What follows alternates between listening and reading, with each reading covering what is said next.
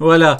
Du coup, maintenant, ce sera le jingle quand on va réagir au problème. Parce que vous voyez, des fois, on fait des trucs tranquilles et tout, des trucs sympas. Et des fois, voilà, des fois, on réagit à des vidéos problématiques. Et donc, je mettrai ce jingle.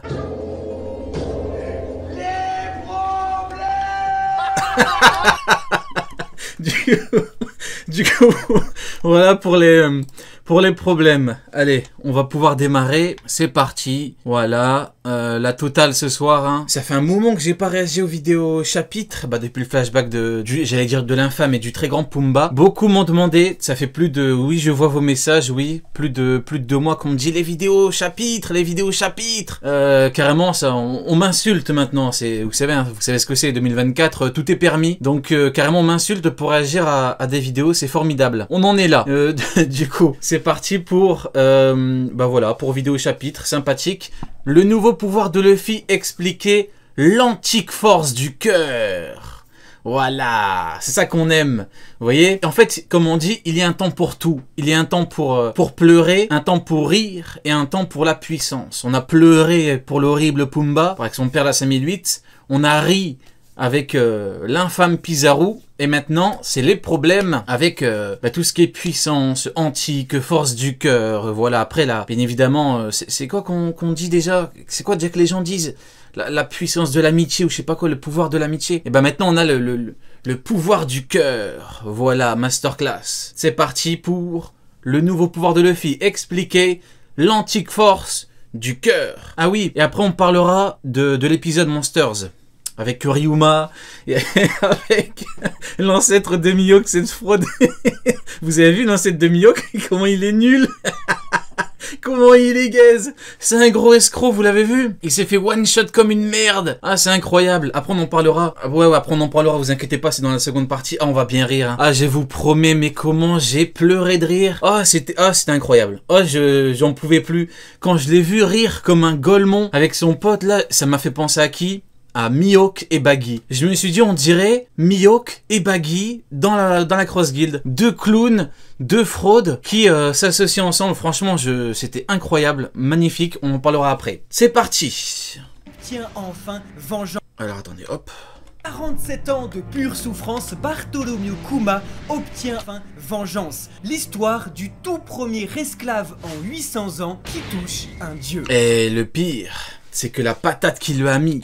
L'histoire magnifique. Du tout premier Regardez-moi ça. En 800 ans qui touche. Incroyable. C'est pas juste une patate. Là, comme l'a dit Sonny hier, il a dit que la patate était beaucoup plus forte, beaucoup plus symbolique que la patate de Luffy sur Saint-Charlos. Mais là, franchement, magnifique. Hein. Alors, certes, il se régénère, mais les mecs, c'est quand même visuellement et au niveau de la symbolique... C'est beau, vous voyez. Alors maintenant, effectivement, il se régénère, mais comme on dit, l'auteur a instauré des rapports de force, il a instauré des trucs, et l'infâme Pumba ne pouvait pas non plus one shot Saturne. Bon après, bon, il se régénère. Bon, reste à voir comment, c'est quoi la limite de son truc. Hein. Reste à voir s'il faut l'exterminer, genre avec un Bajrangun pour peut-être qu'il faut un Bajrangun pour l'exterminer ou je sais pas c'est quoi la limite, mais voilà, c'est pas son rôle à Pumba. De 1, il y a les rapports de force, et de 2, il y a le rôle de Pumba, quoi. C'est pas son rôle de fumer Saturne. Il a eu sa vengeance, c'est bien, mais maintenant on attend la suite, hein. Un dieu. Ce que j'aime trop dans cette histoire, c'est que trop souvent dans One Piece, c'est Luffy qui va faire ce que par exemple Roger avait fait un petit peu. Et oui, pour ceux qui me demandent, oui les mecs, oui, après mûre réflexion, je suis en mesure de vous l'affirmer, de vous le confirmer, c'est désormais acté. La patate de Pumba a plus d'impact que le Galaxy Impact. J'ai cogité cette nuit, je me suis dit, attendez, mais vous voyez, j'aime bien me moquer un petit peu de l'infâme Parp pour ses décisions et sa vie entière qui était faite d'échecs. Mais je me suis dit, allez, je vais essayer un petit peu de le défendre. Mais là, le mec, c'est indéfendable. Hein. Il y a des randoms qui sont debout. Lui, il arrive, Saturne, lui met un coup, lui pète le bras, quoi. Donc, je vous le confirme, ça a plus d'impact que le Galaxy Impact. Je vous le confirme. Avant lui, et lui, il va le faire en énorme. Mais là, cette fois, c'est l'inverse. C'est Luffy qui va faire un acte répréhensible très grave en frappant malheur un dragon céleste. Osef Saint-Carlos, vraiment, il pue. Et ça va il pue. Comme... Non, c'est bon. Esclaves dont tout le monde s'en On va arrêter de parler de Barp.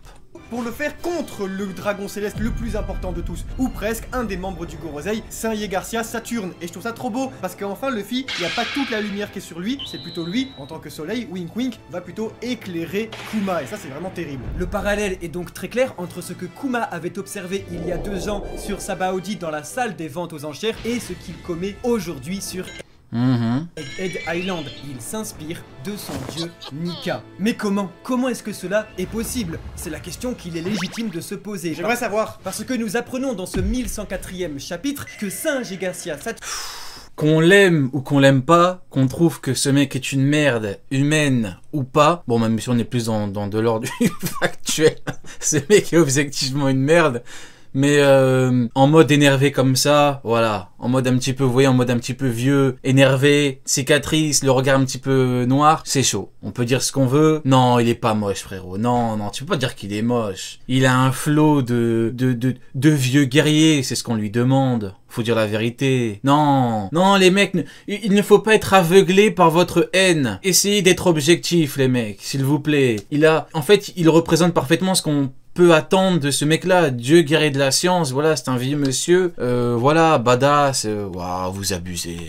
Saturne avait pris les devants, avait déjà déclenché le système d'autodestruction de Kuma lorsque ce dernier avait été récupéré par l'armée. Les goats, les mecs, mettez du respect sur ces gens-là. Eux, ce sont des vrais bonhommes. Ils sont partis. Amiro, pas Amiro, on n'en a rien à foutre. Morlaix devant Aramaki, il lui a chié dessus dans le plus grand des calmes. Aramaki, il était perdu, il comprenait pas. Aramaki en forme combative, il tapait Xelian, il comprenait pas. Bah oui, espèce de golemon, quand tu tapes pas des mecs dans une prison qui sont à 1%, les mecs qui carrément ils font une tech, bon c'est un ennemi mais bon, on va prendre ce qu'on a vu, qui font une technique et qui se détransforment. Et bah c'est pas pareil. Quand tu te retrouves devant un mec costaud, solide en pleine forme, ah c'est pas pareil hein. Voilà, Admiral Nightmare exactement. Le cauchemar des amiraux. 4 goats. Et le pire hein, c'est que Sabo, il était même pas devant eux et Lindeberg il était même pas devant eux. On avait du 1 contre 1. Karasu contre Fujitora et Morlaix contre Aramaki. C'est même pas... Vous vous rappelez ceux qui nous disaient à l'époque, ouais, mais rien qu'un amiral, il fume les 4 en même temps. Ah ouais d'accord, il fume les 4 en même temps. Ah ouais, bah ils arrivent même pas à en prendre un des 4. Mais bon, ils peuvent se prendre les 4 en même temps, bah oui, c'est évident.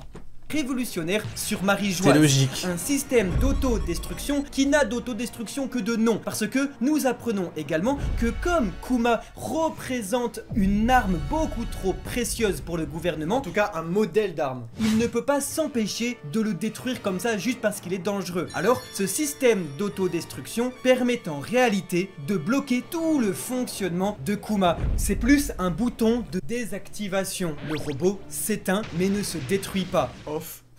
Et c'est ce qu'il fait d'ailleurs à la fin de ce chapitre. Ce système d'arrêt fonctionne donc uniquement après que Kuma ait pu mettre son énorme Golden dans la tronche de Saturne. Incroyable. Mais alors, comment est-ce que c'est possible? Comment est-ce que... Le pire, hein, c'est que Saturne, il était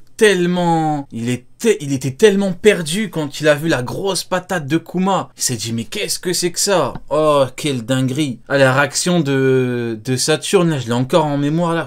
C'est chaud, hein. Ah, j'aurais pas aimé être à sa place, hein. Franchement, il y a beaucoup de gens à sa place qui auraient dégusté, hein.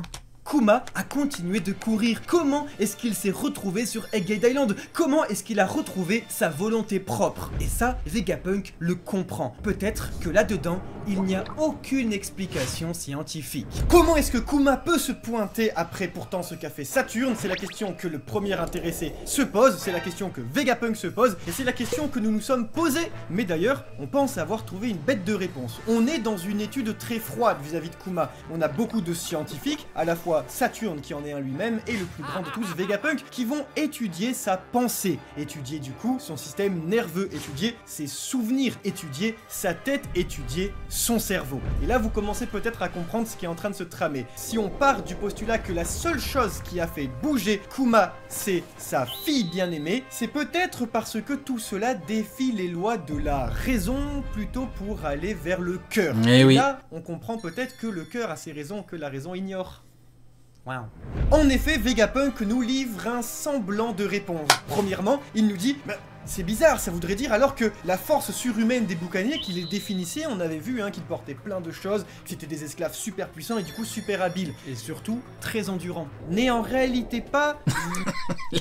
Il a dit l'expression de Golemont. Non, la Pertia, c'est parce que toi, tu ignores tout ce truc-là. Parce que toi, tout ce qui est amour, tout ce qui est émotion et tout, ce sont des choses que tu ignores totalement. Mais apprécie un petit peu le fait que Kuma ait été poussé par l'amour qu'il porte, enfin qu'il a pour sa fille. S'il te plaît, respecte notre Kuma. Comment ça, CSC? Comment ça? Comment ça? Vous étiez pas là hier? Hier, j'ai dit que j'étais submergé par beaucoup d'émotions quand j'ai lu le chapitre. Non, c'est fini les mecs, je suis bienveillant désormais. Caractéristique propre de cette race assez extraordinaire. Mais en fait... Bah effectivement, faut pas me parler de Kizaru, sinon ça risque de mal se passer. Mais pour Pumba, ça va. Ses conséquences. Tout cela, ce sont des conséquences de la particularité même de cette race qui n'est autre que, mesdames et messieurs, nous pensons, le cœur. En effet, ils ont un cœur énorme. Et par énorme, je n'entends pas de la taille physique de l'organe, mais simplement de leur puissance. Parce que sinon, ça sous-entendrait qu'un géant, par exemple, il serait aussi fort juste parce qu'il a un gros cœur. Non, ici on parle du caractère très vif du cœur qui explique plein de choses vis-à-vis de Kuma. Déjà, pourquoi est-ce que c'est le personnage, vous le savez, vous regardez nos vidéos, qui livre la bienveillance max? Voilà, exactement. C'est ce que je vous dis les mecs, ça fait des mois et des mois, des années maintenant que je vous dis les mecs, le plus important, c'est d'être bienveillant comme Kuma. Je vous ai dit, tous ceux qui insultent Kuma, ces gens-là n'ont rien compris. Ces gens-là n'ont pas l'âme d'un artiste. Voilà, il faut être comme ça, il faut apprécier cette bienveillance que dégage le très grand Kuma, qui n'est bien évidemment pas un tyran. À vous tous. Il a littéralement le cœur sur la main. C'est comme moi, exactement comme moi. Écoutez ce qu'il a dit là, écoutez bien. Livre la bienveillance max à vous tous. Ouais. Il a littéralement le cœur sur la main. C'est moi, voilà. Si vous voulez une description, c'est moi. C'est littéralement le bienveillant qui va lutter contre toute la malveillance max de... C'est exactement moi. Voilà, c'est un combat que je mène depuis des années, c'est franchement, je me reconnais ce personnage, Ce monde depuis qu'il est tout petit. Mais c'est moi ça. C'est exactement. Agir naturellement à God Valley pour dire vous inquiétez pas, c'est moi qui vais servir d'appât, etc. pour courir. Et alors, on va comprendre quelque chose, c'est que si votre cœur est très puissant, vous avez tout bonnement une endurance extraordinaire. Et ça, c'est toute la métaphore à la fois premier degré en fait, la première lecture très premier degré, mais également la lecture plus second degré, plus métaphorique et très poétique. Tout premièrement, c'est Kamal qui l'avait sorti quand on était en train d'écrire la revue, on était là en mode oh, mais ça expliquerait pourquoi Oda prend autant de temps à le voir courir. Kuma se déplace parce qu'il a une endurance hors du commun et cette il a une endurance hors du commun grâce à son cœur. Endurance-là, elle est également mentale. C'est un personnage qui a énormément enduré toutes les étapes et tous les maux qui sont venus l'assaillir durant toute sa vie. C'est quelqu'un qui a un cœur extrêmement fort et du coup, ce cœur-là, il va pomper énormément d'énergie et il va lui donner une force physique énorme. Et ainsi, vous comprenez que les scientifiques, avec leurs ordinateurs, leurs calculs, etc., ils se sont intéressés à son cerveau. Et Vegapunk, il avait complètement négligé ça. Saturne ne l'avait carrément pas vu. Parce que... Donc, quand Vegapunk a dit mais en fait, tu es un boucanier, vous les boucaniers, j'avais insulté Vegapunk d'ailleurs hier, j'avais dit franchement au bout d'un moment, soit tu termines tes phrases, soit tu te la fermes une bonne fois pour toutes. Il s'agirait de voilà d'aller se faire foutre parce qu'on n'en peut plus.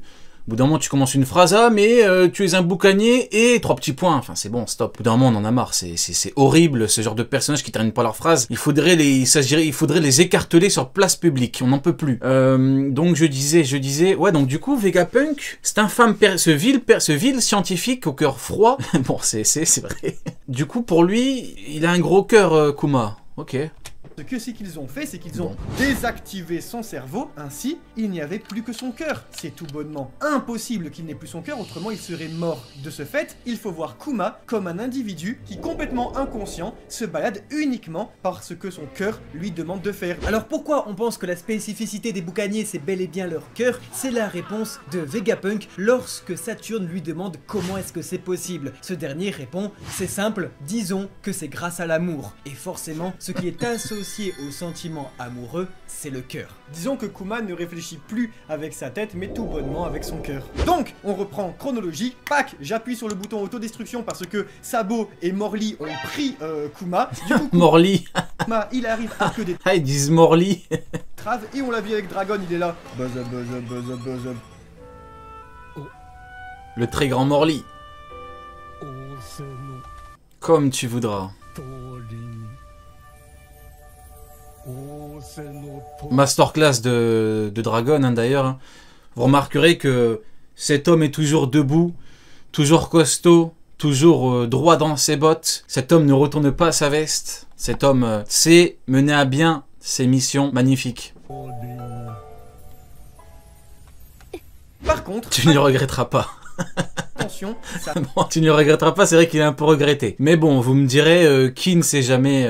qui n'a jamais abusé, voilà, qui n'a jamais dit quelque chose pour faire plaisir à quelqu'un. Il lui dit, oh, tu le regrettes... Enfin, c'est une phrase toute faite, quoi. Vous voyez, c'est comme quand tu vois quelqu'un que t'aimes pas trop, tu dis bonjour. Non, non, et pas de bonjour. J'ai envie que tu passes une mauvaise journée, mais bon, voilà, vous avez envie qu'il passe une mauvaise journée, mais vous dites non, non, bonjour. C'est comme ça, c'est une phrase toute faite, c'est juste pour, voilà, pour la forme. Mais sinon, faut pas trop lui... tenir compte de ce qu'il a dit, Dragon, c'est un truc comme ça, quoi.